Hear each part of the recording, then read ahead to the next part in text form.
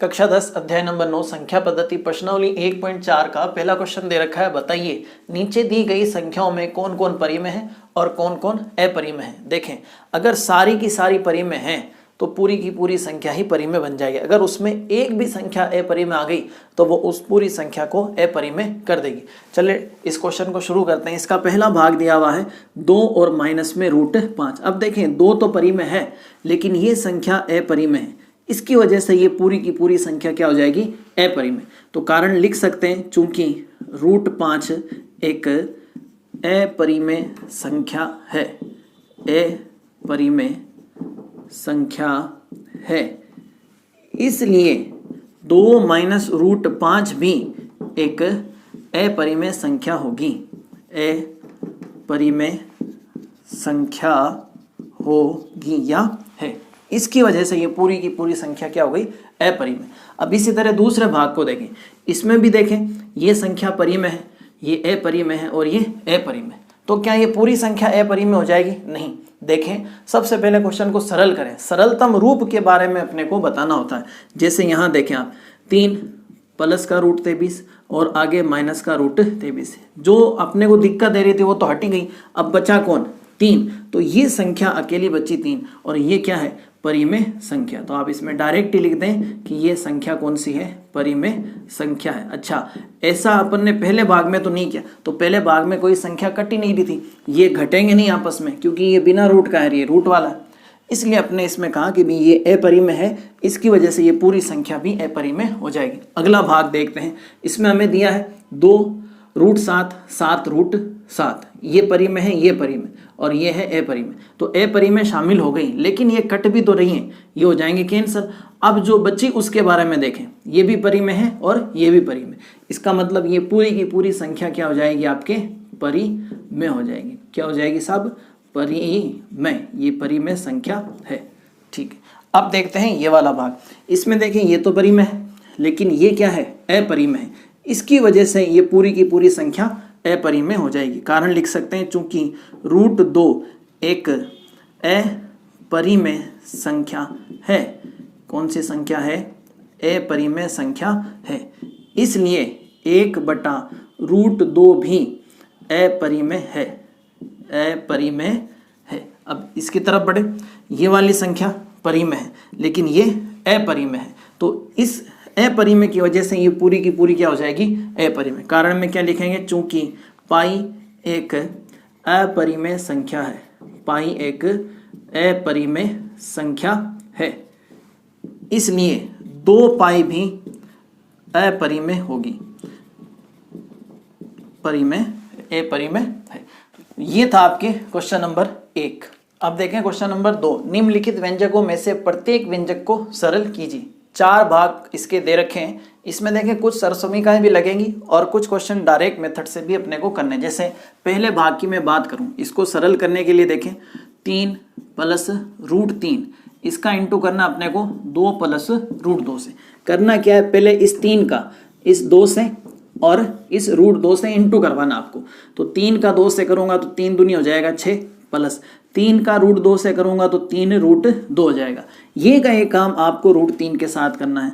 √3 का गुणा करना है 2 से और √3 का गुणा करना है √2 से। तो पहले इनका करूंगा तो आ जाएगा आपके 2 √3 और इनका करूंगा, रूट वाली संख्याओं का गुणा हो जाता है तो 3 दूनी रूट के अंदर कितना आ जाएगा, 6। तो ये है इसका आंसर, ठीक है। अब देखें दूसरे भाग को लेते हैं।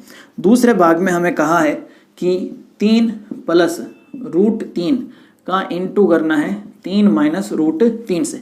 पहले प्रत्यक्ष विधि से देखेंगे, फिर अगर कोई सरसमीका लग रही है तो उससे भी सरल कर लेंगे अपन। सबसे पहले मुझे 3 का गुणा करना है इस पूरे कोष्टक से, तो ऐसे भी लिख सकता हूं मैं 3 × 3 माइनस √3। फिर इसका यानी प्लस √3 का भी इस पूरे कोष्टक से इंटू करना है। चाहे तो आप ऐसे कर सकते हैं, चाहे तो ऐसे कर सकते हैं। देखें 3 का 3 से गुणा कितना हो जाएगा, 9। 3 का √3 से 3 √3, फिर प्लस √3 का 3 से 3 √3, फिर प्लस का माइनस से माइनस, √3 का √3 से कितना हो जाएगा 3। देखिए √3 का √3 से, वैसे तो √9 होता है और 9 का वर्गमूल कितना आता है 3, तो मैंने डायरेक्ट ही 3 लिख दिया। अब देखें ये संख्या प्लस की माइनस की सेम है, ये हो जाएगी कैंसिल, पीछे बचेगा 9 - 3, और 9 - 3 आजकल कितना होता है 6 होता है। ये तो हमने किया प्रत्यक्ष विधि से। इसी क्वेश्चन को हम सर्वसमीका से भी कर सकते हैं। अब आपको देखना है इसमें कौन सी सर्वसमीका लग रही है, ये वाली सर्वसमीका, तो इसके जरिए भी हम कर सकते हैं। तो हम लिखेंगे यहाँ सर्वसमीका a + b a - b बराबर क्या बनेगा a² - b² द्वारा। अब यहाँ देखें a की जगह कौन बैठा है 3, मतलब a का मान 3 हो गया, और b की जगह कौन बैठा हुआ आपके √3, यानी b की जगह हमें √3 रखना है। तो सर्वसमीका अगर आपको ये दे रखा है तो ये लिख सकते हैं, तो हमें ये दिया हुआ देखें ये चीज़ इससे मैच कर रही है, तो इसकी जगह आप ये लिख सकते हैं, यानी कि a² - b²। अच्छा a का मान कितना 3, उसका स्क्वायर। अच्छा b का मान कितना √3, उसका स्क्वायर। 3 का स्क्वायर करें 9, √3 का करें 3, 9 में से 3 घटाएं 6। अब देखें दोनों आंसर एक जैसे हैं, आप चाहें तो प्रत्यक्ष विधि से करें, चाहे तो सर्वसमीका से करें। अब तीसरा भाग इसका देखते हैं। थर्ड पार्ट में हमें कहा है √5 + √2 का स्क्वायर। देखें स्क्वायर का मतलब होता है संख्या का खुद से 2 बार गुणा, तो इसको अपन इस तरह भी लिख सकते हैं अगर प्रत्यक्ष विधि से करें तो। अब देखें √5 का इस पूरे कोष्टक से इंटू करना है, तो √5 इंटू ये पूरा कोष्टक, ठीक है। इसी तरह √2 का भी इस पूरे कोष्टक से इंटू करेंगे, चाहे तो आप ये निशान लगा के भी कर सकते हैं और इस तरह इनको खोल के भी कर सकते हैं। √5 का √5 से गुणा √25 हो जाएगा, ठीक है। √5 का √2 से गुणा रूट में 10 हो जाएगा। √5 का √2 का √5 से ये भी कितना हो जाएगा 10। √2 का √2 से ये हो जाएगा 4। अब देखें इसका वर्गमूल निकलेगा 5, ये 10 और ये 10, 20 नहीं होंगे, 1 √10 ये है, 1 √10 ये, तो टोटल होंगे 2 √10, और इसका वर्गमूल निकलेगा आपके 2, तो 5 इधर के 2 इधर के, कितना हो जाएंगे ये 7 + 2 √10। तो ये आ गया आपके आंसर। अब इसको आप सर्वसमीका से भी कर सकते हैं। कौन सी सर्वसमीका लगेगी इसमें, सेकंड नंबर वाली, a + b का होल स्क्वायर। तो आप इसको इस तरह से भी कर सकते हैं। पहले लिखना आपको a + b का होल स्क्वायर, क्या बनेगा a² 2ab + b²। तो देखें यहाँ से क्वेश्चन को उठाएं, √5 + √2 का स्क्वायर, यहाँ से a की वैल्यू कितनी निकल रही है √5, और b की जगह कौन बैठा है √2। अब इस सर्वसमीका का प्रयोग करेंगे, तो ये क्या मांगता है, सबसे पहले a का स्क्वायर, a कौन है √5, √5 का स्क्वायर लाओ। फिर मांगा इसने 2, फिर मांगा a कितना √5, फिर मांगा इसने b कितना √2, फिर मांगा इसने b², वो कितना √2, उसका करेंगे स्क्वायर। अब देखें √5 का स्क्वायर करेंगे तो 5 आएगा, इनका सबका गुणा करेंगे तो 2 तो पड़ेगा साइड में, √5 का √2 से कितना हो जाएगा √10। अब √2 का स्क्वायर करेंगे तो 2 आ जाएगा, 5 ये 2 ये कितना हो गए 7 + 2 √10। अब देखें आंसर में किसी तरह का फर्क नहीं आएगा। आप चाहें तो डायरेक्ट मेथड से भी कर सकते हैं और सर्वसमीका लगा करके भी कर सकते हैं, दोनों विधियां सही हैं, किसी तरह के नंबर नहीं कटने वाले। अब देखें इसका चौथा भाग, लास्ट बचा हुआ है √5 - √2, √5 + √2। पहले अपन डायरेक्ट मेथड से करते हैं, जहां इसका इस पूरे कोष्टक से इंटू करना पड़ेगा। तो ये किया अपन ने इंटू की तैयारी। अब -√2 का भी इस पूरे कोष्टक से इंटू करना है। इसका और इसका गुणा करें तो आएगा √25, फिर इसका और इसका गुणा करें तो आएगा 5 का 2 से 10, यानी कि √10। फिर देखें √2 का √5 का गुणा करेंगे, 2 पंजे कितना आ जाएगा 10, फिर माइनस का प्लस से माइनस हो जाएगा, √2 का √2 से आ जाएगा आपके √4, इसका वर्गमूल आएगा 5, ये प्लस माइनस कटेंगे, 4 का वर्गमूल आ जाएगा 2, 5 में से 2 घटेगा तो कितना आ जाएगा 3। अब आप इसी क्वेश्चन को सर्वसमीका वाली विधि से भी कर सकते हैं। क्वेश्चन क्या है, √5 - √2 और √5 + √2। अब देखें इसमें कौन सी सर्वसमीका लग रही है, ये लग रही है एक बार जोड़ा एक बार घटाया, इसमें भी एक बार जोड़ा और एक बार घटाया। तो यहाँ सबसे पहले देखें a का मान √5 है और b का मान √2 है। अब लिखेंगे सर्वसमीका रेफरेंस के लिए a - b और a + b, जो कि ये दे रखा है, इससे बनता है a² - b² द्वारा, सर्वसमीका द्वारा, यहाँ लिख देंगे सर्वसमीका द्वारा। ठीक है। अगर आपको ये दे रखा है तो इसकी जगह आप ये लिख सकते हैं, तो ए स्क्वायर माइनस बी स्क्वायर, ए का मान कितना √5 उसका स्क्वायर, बी का मान कितना √2 उसका स्क्वायर, √5 का स्क्वायर 5, √2 का स्क्वायर 2, 5 में से 2 गए तो कितना आ जाएगा 3, पहले भी 3 आया था अब भी 3 आया। तो कुल मिला के कुछ क्वेश्चन इसमें ऐसे थे जो सर्व समीकरण से भी सरल हो रहे हैं, तो आप उसको डायरेक्ट मेथड से भी कर सकते हैं और सर्व समीकरण लगा के भी कर सकते हैं। ये था आपके क्वेश्चन नंबर 2। अब देखें क्वेश्चन नंबर 3। आपको याद होगा कि पाई को एक वृत्त की परिधि मान लें c और उसका व्यास मान लें d के अनुपात से परिभाषित किया जाता है, अर्थात पाई को हम c/d भी लिख सकते हैं। यह इस तथ्य का अंतर्विरोध करता हुआ प्रतीत होता है कि पाई एक अपरिमेय संख्या है। ये कह रहा है कि पाई को आप c/d के रूप में लिख रहे हो, यानी p/q के रूप में आपने लिख दिया, उसके हिसाब से ये संख्या परिमेय होनी चाहिए, जबकि आप इसको क्या बोलते हो अपरिमेय। इसका निराकरण आप किस प्रकार करेंगे? देखिए यहाँ इसने अपने को फंसाने की कोशिश की है, तो इसकी बातों में आना नहीं। ये इसने क्या स्कीम लगाई वो अपन देखते हैं। इसने कहा आप परिधि को लिखते हो 2πr, फिर इसने 2 और r को पास पास में रख दिया। 2r का मतलब है त्रिज्या का डबल, और त्रिज्या का डबल क्या होता है व्यास। तो इसने रिलेशन बनाया परिधि बराबर व्यास इंटू पाई, और यहाँ से पाई का मान उठा लिया। व्यास था इंटू में कहाँ डाल दिया बट्टे में, परिधि का संकेत रखा c, व्यास का रखा d, और कहा कि देखो मैंने पाई को c/d यानी p/q के रूप में लिख दिया, तो उसके हिसाब से ये तो परिमेय संख्या होनी चाहिए, जबकि आप इसको अपरिमेय कह रहे हो। तो ऐसा क्यों है? तो इसका जवाब ये है, देखें जो अनुपात होता है वो वास्तविक मान नहीं होता। ये जो c/d ले रहा है ना, ये केवल इनका अनुपात है, किसका? परिधि का और व्यास का। ये एग्जैक्ट मान नहीं है पाई का। एक उदाहरण से समझें, जैसे ए के पास है 30 रुपए, बी के पास है 10 रुपए। अगर मैं इनका अनुपात निकालना चाहूं तो अनुपात बनेगा 3 और 1। अनुपात क्या होता है? तुलनात्मक मान होता है, दो संख्याओं के बीच की तुलना हम करते हैं अनुपात लगा करके। जैसे इस अनुपात का मतलब क्या है? 3 और 1, यानी इसके पास अगर एक वस्तु है तो इसके पास 3 होंगी वैसे की वैसे, यानी इसके पास 10 रुपए हैं तो इसके पास 3 गुना यानी 30 रुपए होंगे। इसके पास अगर 20 रुपए हैं तो उसका 3 गुना इसके पास 60 रुपए होंगे। तो ये वास्तव में रुपए थोड़ी हैं, ये तो क्या है? तुलनात्मक मान। उसी तरह ये पाई का जो है अनुपात है, ना कि वास्तविक मान है। जबकि पाई का जो वास्तविक मान होता है उसका दशमलव प्रसार n अवसानी अनावर्ती होता है। जब आप पाई का वास्तविक मान निकालेंगे, 7 का भाग देंगे 22 में, तो आपको दशमलव प्रसार कौन सा मिलेगा? n अवसानी अनावर्ती वाला। और जिसका प्रसार n अवसानी अनावर्ती होता है वो संख्या कौन सी होती है? अपरिमेय। इसका मतलब पाई वास्तव में कौन सी संख्या है? अपरिमेय संख्या है। वो तो केवल और केवल उसका अनुपात है। तो सारी चीजें क्लियर हो गई होंगी, जितना मुझे समझाना था आपको मैंने समझा दिया। अब बाकी रहा लिखना। आप नोटबुक में क्या लिखेंगे वो मैं आपको बता देता हूं, उसको आप नोट डाउन कर लीजिएगा।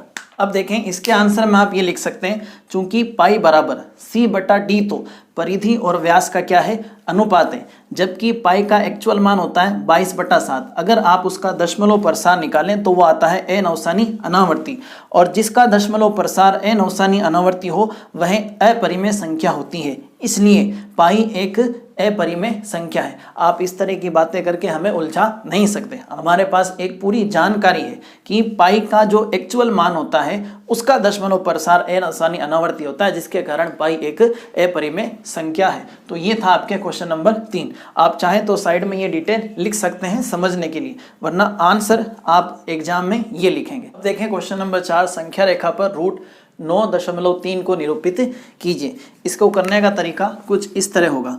सबसे पहले आपको 9.3 सेंटीमीटर की एक लाइन खींचनी है। सपोज कर लें कि ये 9.3 सेंटीमीटर का रेखाखंड है। नाम इसका आपको रखना है AB।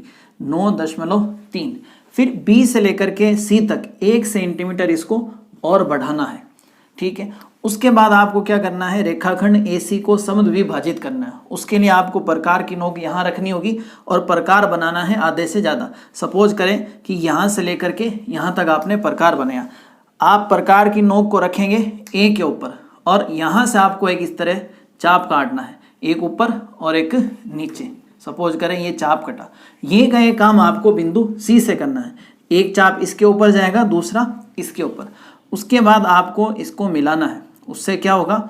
उससे हमें एक बिंदु मिलेगा जो इनके बीच में होगा। फिर आपको प्रकार की नोक इस बिंदु पर रखनी है और प्रकार को बढ़ाना है C तक, जो कि इस तरफ A को भी टच करेगा। फिर आपको यहाँ से इस तरह एक अर्धवृत्त बना लेना है। ये बनाया आपने अर्धवृत्त। ये कहाँ से करना आपको, प्रकार की नोक यहाँ रखनी है और सी तक इसको बढ़ा लेना है और ऐसे अर्धवृत्त बना देना है, यहाँ तक क्लियर है। उसके बाद आपको बिंदु बी पर एक सीधी लाइन 90 डिग्री की लाइन खींचनी है। चांदे का इस्तेमाल करें और एकदम सीधी लाइन आप 90 डिग्री की प्राप्त कर लें। उसके बाद आप देखेंगे कि ये लाइन और ये अर्धवृत्त जहाँ पर काट रहे हैं वहाँ हमें एक बिंदु मिलेगा। उसके लिए आगे क्या करना है, अब आपको प्रकार की नोक लानी है बी पर और अभी जो आपको बिंदु मिला वहाँ तक आपको प्रकार बांध लेना है। प्रकार को बांधने के बाद इस तरीके से घुमाना है और आपका कटेगा चाप। ये चाप इस रेखाखंड को जहाँ भी काटता हूँ वहाँ आपको बिंदु P अंकित करना है और इसी बिंदु P पर आपका रूट 9.3 विराजमान होगा। वापस से मैं बता देता हूँ। सबसे पहले आपको एक लाइन खींचनी है 9.3 सेंटीमीटर की, नाम रखेंगे उसका ए बी, फिर 1 सेंटीमीटर और बढ़ाएंगे बिंदु सी, फिर ए से लेकर के सी यानी रेखाखंड ए सी को समद्विभाजित करेंगे। तो प्रकार को रखना है यहाँ और एक चाप ऊपर एक चाप नीचे, प्रकार की नोक रखेंगे इसी पर, एक इसके ऊपर एक इसके ऊपर, फिर इनको मिला देना है। अब मिलाने से आपको यहाँ पर एक बिंदु मिलेगा, केंद्र बिंदु, वहां प्रकार की नोक रखनी है और पेंसिल या पेन ले जाना आपको सी तक और इस तरह आपको बना लेना है अर्धवृत्त। फिर बिंदु बी पर सीधी लाइन खींचनी है चांदे की सहायता से 90 डिग्री की। ये लाइन और अर्धवृत्त जहां काटते हैं वहीं से अपनी संख्या मिलेगी। बिंदु बी पर प्रकार की नोक रखेंगे, यहां से अपने को एक चाप काट देना, ये चाप जहां काटेगा वहीं ये वाली संख्या मौजूद होगी। तो ये था आपके क्वेश्चन नंबर 4। अब देखें क्वेश्चन नंबर 5, निम्नलिखित के हरों का परिमेयकरण कीजिए। हरों का परिमेयकरण का मतलब है, अभी आप देख पा रहे हैं हरों में सारी अपरिमेय संख्याएं, तो इनको परिमेय संख्याओं में बदलना यही कहलाता है हरों का परिमेयकरण। करना कैसे है, पहला भाग लेते हैं। इसमें आपको संख्या दे रखी है 1/√7, बट्टे में जो संख्या है उसी का आपको ऊपर भी और नीचे भी इंटू करवाना है। √7 का 1 से करूंगा तो √7 हो जाएगा, √7 का √7 से करेंगे तो 7, या आप इसको ऐसे भी लिख सकते हैं 49। अब देखें 49 का वर्गमूल कितना आ जाएगा 7। पहले बटे में था √7 जो कि अपरिमेय था, उसको हमने बदल दिया किसमें, 7 में, जो कि क्या है परिमेय। तो इसी को कहा जाता है हरों का परिमेयकरण करना, अपरिमेय से परिमेय में बदल देना। तो ये होगा आपका आंसर। अब इसी तरह दूसरे भाग को करेंगे, 1/√7 माइनस √6। सेम इसमें भी करना है, इसी संख्या का इंटू आपको ऊपर भी करना है और नीचे भी। लेकिन ध्यान रखें अगर माइनस है तो बीच में आपको क्या डालना है, प्लस डालना है। अंश का भी और हर का भी इंटू करेंगे। तो इस वाली संख्या का 1 से गुणा करूंगा, यही आना है, ठीक है। अब इसके बाद देखें यहाँ a minus B A plus B वाली सर्वसमीका लगेगी, उसका a² माइनस b² बनेगा। तो a की जगह बैठा है √7, उसका कर देंगे स्क्वायर, b की जगह बैठा है √6, उसका कर देंगे स्क्वायर। अब चाहें तो आप यहाँ पर रेफरेंस दे सकते हैं, ऐसा हमने क्यों किया, क्योंकि a माइनस बी और a plus B, a minus B और a प्लस बी क्या बनता है, a² माइनस b²। इस वजह से हमने ऐसा किया, आप लिख सकते हैं इससे। अब आगे बढ़ाएं क्वेश्चन को, √7 और √6। √7 का वर्ग करूंगा 7 आएगा, √6 का करूंगा 6 आएगा। अब 7 में से 6 घटेगा तो कितना रहेगा, 1 रहेगा। कितना रहेगा, 1। अब ध्यान से देखें, पहले हर में क्या था, अपरिमेय संख्या थी और उसको हमने किस में बदल दिया, परिमेय संख्या में। इसी को कहा जाता है हरों का परिमेयकरण। इसी तरह आपको अगला क्वेश्चन भी करना है, 1/√5 प्लस √2। तो इसी संख्या का चिन्ह बदल के इंटू करवाना है, यानी √5 माइनस √2, बटे में भी √5 माइनस √2। इसका गुणा 1 से करूंगा, यही आएगा और नीचे फिर से सर्वसमीका लगेगी, a plus B a minus B बराबर क्या बनेगा, a² माइनस b²। a की जगह बैठा है √5, उसका स्क्वायर कर लो, माइनस b की जगह बैठा है √2, उसका स्क्वायर कर लो। यहाँ आप रेफरेंस भी दे सकते हैं, या हमने काम किस लिए किया, क्योंकि a प्लस बी और a माइनस बी बराबर क्या होता है, a² माइनस b² से। ये a plus B a minus B है, इसका हमने क्या बना दिया, a² माइनस b²। आगे बढ़ाएं क्वेश्चन को, √5 माइनस √2। √5 का स्क्वायर होगा 5, √2 का होगा 2। 5 में से 2 निकाल दें तो पीछे कितना बचता है, 3 बचता है। कितना बचता है, 3। देखें पहले थी संख्याएं अपरिमेय और अब हमने बना दी उसको परिमेय। अब चौथा भाग लास्ट बचा हुआ, इसको भी निपटाते हैं। दे रखा है 1/√7 माइनस 2, इंटू कराएंगे इसी संख्या का, लेकिन चिन्ह बदल करके ऊपर वाली संख्याओं का इंटू करेंगे तो ये आना है, a minus B a plus B बना, इससे क्या आएगा, a² माइनस b²। a की जगह कौन बैठा है, √7, उसका स्क्वायर कर लो। b की जगह कौन बैठा है, 2, उसका स्क्वायर कर लें। चाहे तो यहाँ रेफरेंस देते हैं, ऐसा हमने क्यों किया, क्योंकि a माइनस बी और a प्लस बी क्या बनता है, a square minus B square. आगे बढ़ाएं क्वेश्चन, रूट 7 प्लस 2, रूट 7 का स्क्वायर होगा 7 और 2 का स्क्वायर होगा 4। ध्यान दें यहाँ रूट 2 नहीं है 2 है, 2 का स्क्वायर कितना होगा 4। जब रूट वाली संख्याओं का स्क्वायर करते हैं तो रूट हट जाता है और कुछ नहीं करना होता अपने को। तो रूट 7 प्लस 2 ऊपर है, 7 में से 4 निकालें तो कितना रहेगा 3, 7 में से 4 गए तो 3 ही रहता है आजकल तो। अब देखें पहले तो संख्या थी अपरिमेय और उसको हमने बना दिया क्या परिमेय, तो इसी को कहा जाता है हरों का परिमेय करण। क्वेश्चन नंबर 5 पूरा हुआ।